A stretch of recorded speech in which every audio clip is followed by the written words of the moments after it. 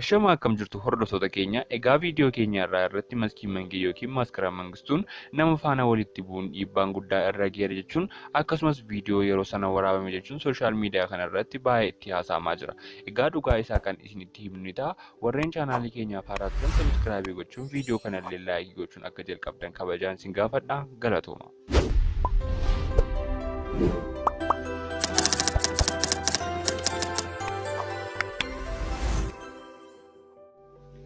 Maskii mangeen nama baay'ee beekamtuu fi sooshaal miidiyaa irratti hordoftoota hedduu kan qabduu fi akkasumas uffata aadaa Oromoo garaagaraa beeksisuun ni beekamti.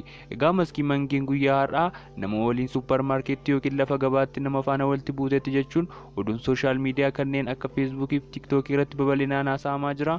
Egaa viidiyoo waraabeen dhuma irratti kan isinitti agarsiisu ni ta'a.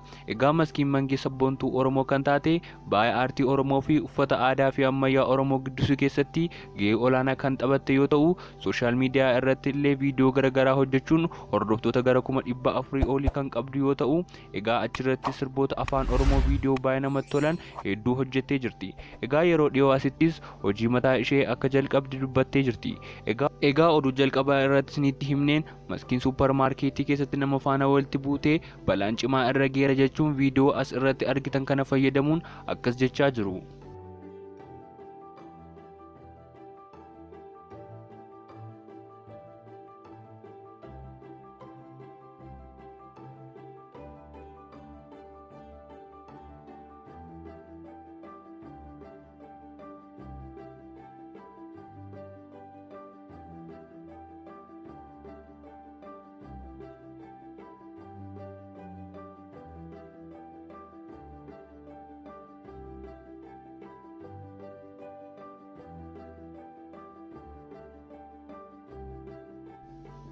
Egaa kun oduu qabatamaa miti.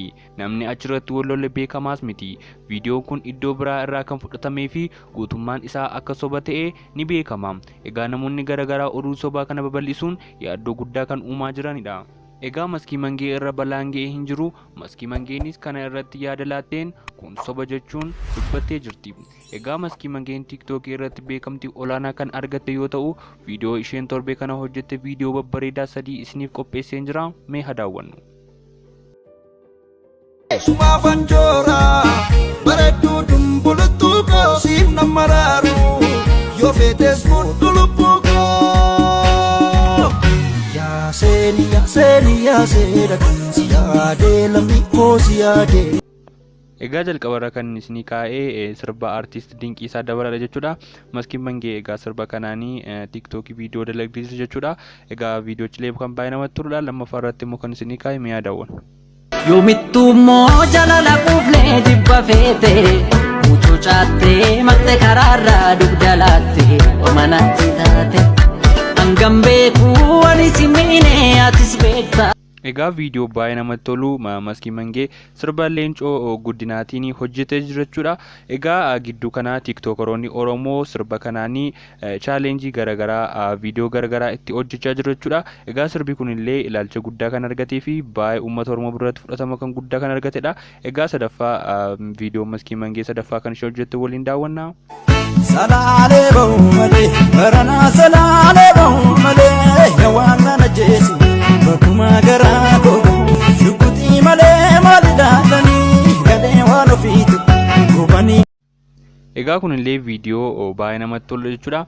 Egaa maskii mangeenii gidduu kana yookiin torban kana keessa viidiyoo tiiktookii baay'ee dalagdee jirti. Garuu afaan Oromoodhaan warreen hojjetaman kan isinii fide jechuudha. Egaa sadansaayyuu sirboota afaan Oromoon kan dalagamanna. Egaa viidiyoochillee viidiyoo baay'ee namatti toludha. Egaa viidiyoon keenya har'aas kana fakkaata. Anasumarraan nagaan isinitti dhaama. Chaanaalii kana sabiskiraayibii gochuun viidiyoo kana immoo laayikii gochuun na jajjabeessaan isiniin jedha. Hamma viidiyoo biraa walitti deebinutti nagaan nuuf tura. Galatooma.